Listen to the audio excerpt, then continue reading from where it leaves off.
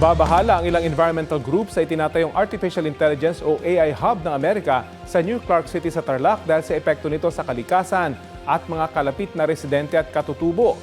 Pagtitiyak ng Bases Conversion and Development Authority o BCDA na nangangasiwa sa proyekto, susunod sila sa environmental regulations. Balitang hatid ni Marie Zumali. Sa isang bahagi ng New Clark City, sinisimulan ng i-develop ng Amerika ang isang Artificial Intelligence o AI Hub sa ilalim ng Pax Silica Initiative. We have some really big plans to bring American business, jobs, investment, assistance, and so much more to the Filipino people. Kabilang din ito sa mga pinag-usapan ni Pangulong Bongbong Marcos at U.S. Secretary of State Marco Rubio. Ang ideya maglalagay rito ng mga AI processing o data centers na may mga supercomputer na totoong nag-iisip at naghahanap ng mga sagot sa mga tanong nyo sa AI o gumagawa ng mga AI photos at video. Hindi pa kasi yan kaya ng mga chip o utak ng ating mga cellphone kaya doon ipinapadala. Pero kailangan din ng mga chip o utak ng mga supercomputer ng AI data centers kaya tumaas lalo ang demand at presyo nito worldwide. Sa planong Pax Silica sa AI Hub na rin sa New Clark City gagawin ng mga chips na nangangailangan ng mga mineral. Nang ilan, pwedeng minahin na lang at iproseso sa Pilipinas.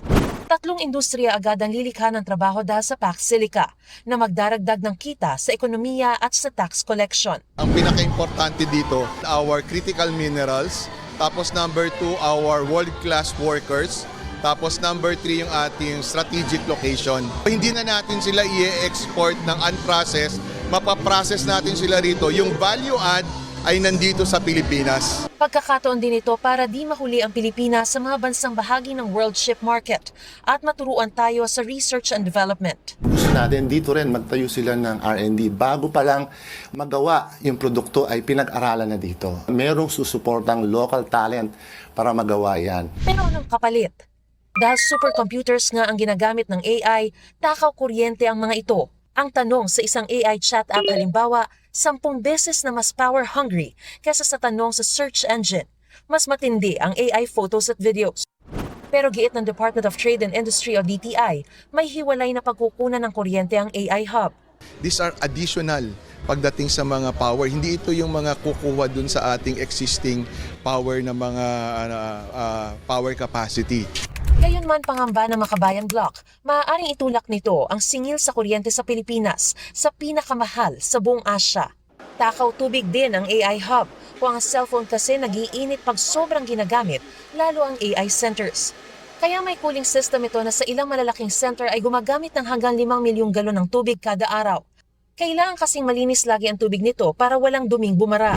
Kaya nangangamba ang ilang environmental group. Hindi natin kailangan ng verbal assurance. Ang kailangan natin, scientific data. Saan kukunin yung water supply.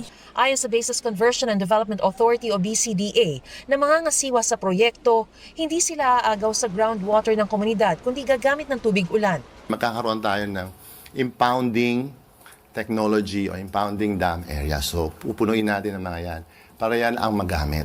Kung may surplus kami, pwede pa namin i-share ito sa mga community around. Pero paano kung tagtuyot? Sabi ng palasyo, tiniyak ng National Water Resources Board na may sapat na water source sa lugar at prioridad ang mga residente. Sinagot din ng BCDA ang pangambang may mga maaagawan ng lupa. Around 20,000 ITAS ang madidisplace dito sa pagpasok ng Pax Silica. At syempre, hindi lang mga ITA, kundi mga magsasaka. Hindi po totoo to.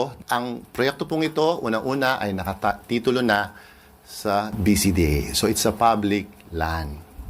Wala po ancestral domain title doon. Kaugnay naman ng mga agricultural land na maapektuhan, may mga nakahandang livelihood program at modern urban farming. Wala pa kung 10 dito ang maapektuhan na farmers, pero more than 200 naman po ang ma-generate na employment. Dagdag epekto sa kalikasan ng posibleng ingay ng mga cooling systems, generators at mga industrial fan. Maaari talagang maepektuhan halimbawa yung mga ibon. It's very disturbing. Meron pa siyang i-emit na noise pollution. Lahat po ng mga projects namin, kumukuha ng ECC. We will comply with the for sustainability na compliant kami sa environmental regulations.